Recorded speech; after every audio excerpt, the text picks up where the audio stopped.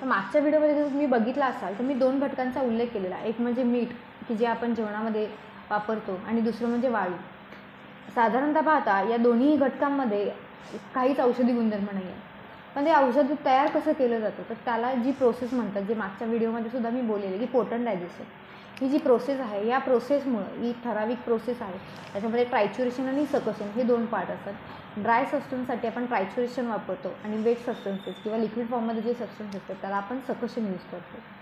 तर हे ट्रायच्युरेट करून म्हणजे potentization is a process by which we arouses the latent hidden medicinal power of the substance. म्हणजे त्या मिठामध्ये असणारे औषधी गुणधर्म आपण ते पोटंडायझेशन केल्यानंतर ते बाहेर येतात आणि तेव्हा ते मिठापासून जे औषध बनतं.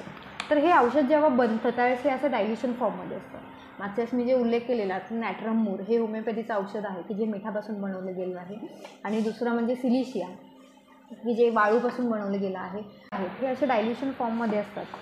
आणि ह्या आहेत ह्या साबुदाण्याच्या गोळ्या, the famous as a homoeopathy साबुदाण्याच्या गोळ्या की जे होमिओपॅथीचे औषध म्हणून ओळखलं जातं, की ज्या ॲक्च्युली होमिओपॅथीचे औषधं नसून की जे एक व्हेकल म्हणून काम करतं.